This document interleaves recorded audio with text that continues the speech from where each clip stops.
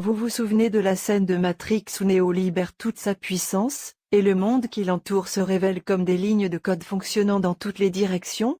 Et si vous pouviez voir le monde autour de vous de cette manière, de sorte que la personne assise à côté de vous soit une page web sur laquelle on pouvait cliquer avec le bouton droit pour inspecter l'élément et trouver le code source en dessous? Nous n'en sommes pas encore tout à fait là, mais les récentes avancées dans le séquençage des nanopores, tirées par les développements des logiciels open source, ont permis de réduire considérablement le temps nécessaire au décodage d'un génome, réduisant ce qui était un processus de 15 jours à 3 jours ou moins. Il n'y a pas si longtemps, décoder un génome prenait des années.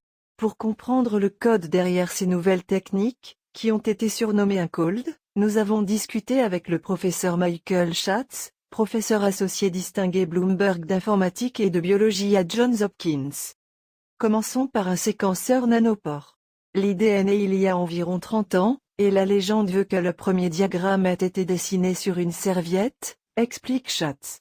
En réalité, le concept original du séquençage des nanopores a été esquissé par le Dr David Dimmer @UCSC-BABC, dans un cahier de sténographe à l'aide d'un stylo à billes à encre rouge.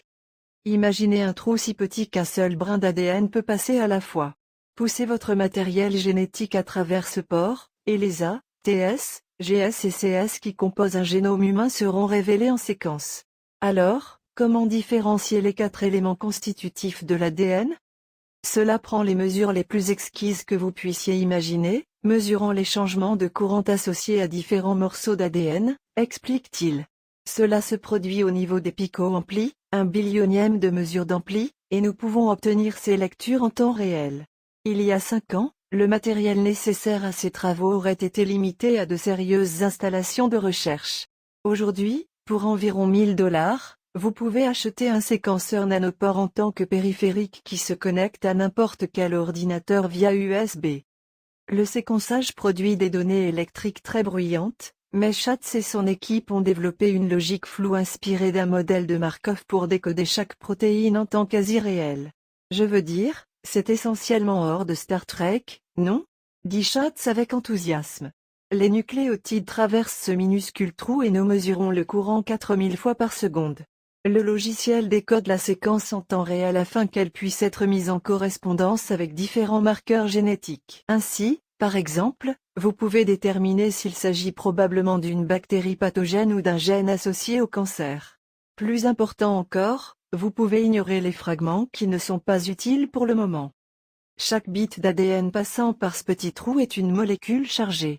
Le logiciel permet à un utilisateur d'inverser réellement l'attention sur une molécule individuelle, ce qui a pour effet de l'éjecter hors du nanopore. C'est cette capacité à séquencer sélectivement uniquement les sections pertinentes pour le travail en cours qui permet de telles améliorations massives de la vitesse. Il existe un appel API pour sélectionner les molécules avec lesquelles vous souhaitez travailler, explique Schatz. C'est tout simplement incroyable pour moi que cela soit même possible. Traiter le langage de la vie. Chaque fragment d'ADN renvoie à une lecture de tension basée sur ces nucléotides. Alors, quand vous obtenez une tension, quelle est la dureté de cet appel de recherche? Ce n'est pas une simple table mais plutôt une correspondance logique très floue. Pour les données électriques, ce que vous pourriez souhaiter, c'est pour les nucléotides A, il y a un courant particulier, pour le C un courant différent, etc., explique Schatz. Mais vous ne comprenez pas du tout. Le courant électrique est en fait associé à plusieurs nucléotides d'affilée. Environ 6 nucléotides sont les plus influents. Vous pouvez penser au courant électrique comme à l'ADN qui traverse ce petit trou. Ainsi, vous ressentez en fait le même nucléotide environ 6 fois différent dans différents contextes dans 6 nucléotides environnants. Le courant est très bruyant. Pour une mesure de courant particulière, il existe généralement des centaines de séquences nucléotidiques qu'elle pourrait éventuellement représenter. Pensez à chaque combinaison de ces 6 ayant un décalage. Au décalage 1, il y a une centaine de séquences nucléotidiques possibles. Au décalage 2, il y en a une autre centaine. Au décalage 3, il y en a une autre 100. Et au décalage 4, il y en a une autre 100. Mais c'est dans cette combinaison de séquences qui se chevauchent que vous pouvez espérer résoudre ce problème en un nucléotide particulier, car nous savons que les séquences doivent se chevaucher. Par exemple, GATAK au décalage 1 peut être suivi par ATAK au décalage 2, mais pas TAK, Ataka, ni aucune autre séquence qui ne commence pas Ataka. Le décodage utilise une logique similaire au traitement du langage naturel pour faire correspondre ce signal électrique bruyant à une séquence nucléotidique. Une fois que vous avez la séquence nucléotidique, vous devez effectuer un traitement de texte pour décider d'où provient cette molécule dans le génome. Une grande partie de cette technologie a été inventée autour des systèmes de stockage de bases de données il y a environ 30 ans, explique Schatz. Il y a cette structure de données très puissante appelée la transformation Burrows-Willey qui est maintenant vraiment au cœur de la génomique de nos jours.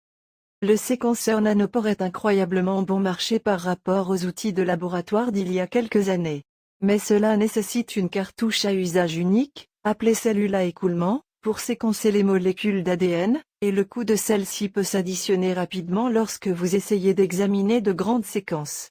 Ce que fait le logiciel, c'est que, plutôt que d'avoir à scanner l'ensemble du génome, nous pouvons être très pointilleux sur les molécules dans lesquelles nous allons réellement investir notre séquençage, déclare Schatz. Nous pouvons sélectionner et choisir en temps réel quelles molécules seront entièrement lues par rapport aux molécules qui seront éjectées après environ 1 seconde de séquençage. Ainsi, par exemple, si vous cherchiez à déterminer si une personne portait une variante d'un gène connu pour être associée à un cancer héréditaire, comme BRCA1, vous préleveriez un échantillon. Si vous vouliez profiler tout le matériau avec un séquençage nanopore, ce serait un processus assez lent et coûteux. Toutes les molécules sont mélangées dans un tube à essai et vous les séquencez une par une au fur et à mesure qu'elles sont extraites de cette collection. Cependant, le nouveau logiciel du laboratoire Schatz s'appelait un COLD, dirigé par Ph.D. L'étudiant Sam Kovaka peut évaluer en temps quasi réel si une séquence vaut la peine d'être étudiée ou non. En fait, au cours d'une séquence normale, vous voudrez probablement séquencer le génome plus d'une fois, car tout échantillon que vous prenez a une collection aléatoire de molécules d'ADN et peut ne pas contenir les parties qui vous intéressent le plus. Avec la possibilité de sélectionner, vous pouvez affiner ce que vous recherchez plus rapidement et éviter de séquencer d'autres zones encore et encore. Ou, par exemple, prenons l'exemple des maladies infectieuses, qui préoccupent tout le monde ces jours-ci. Les laboratoires du monde entier sont aux prises avec des charges de travail massives alors que les tests explosent. Dans ce scénario, le génome humain est plutôt ennuyeux. Ce n'est pas vraiment ce que vous recherchez, dit Schatz.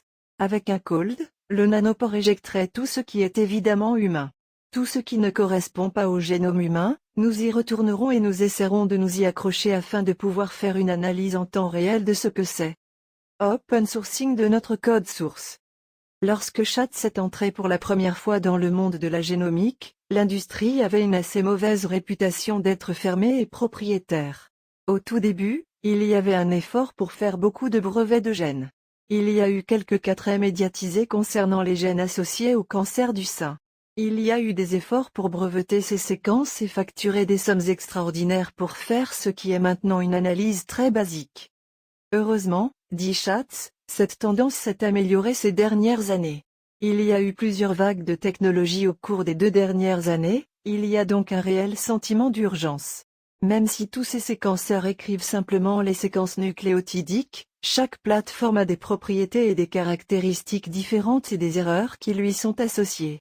Il y a donc une véritable ruée vers le développement de logiciels capables de surmonter ces différences et d'exploiter au mieux ces données provenant des différentes plateformes.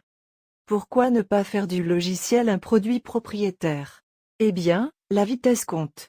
Si vous essayez de le commercialiser, cela prend du temps, démarrer une entreprise, cela prend du temps, et cela peut prendre tellement de temps qu'au moment où vous passez à la mécanique de cela, la prochaine chose est déjà apparue.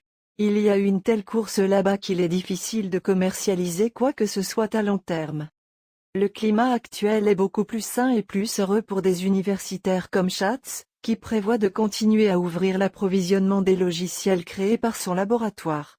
Il y a tellement d'avantages à pouvoir partager du code et travailler en collaboration, vous savez, je pense que dans presque tous les cas, le genre de pro l'emporte sur toutes sortes de décisions potentielles. Sauvage Origine est destinée à être une chaîne pour partager nos découvertes sciences, technologiques et sportives. Si vous souhaitez échanger avec nous, nous en serons ravis. Alors n'hésitez pas à vous abonner et à très vite.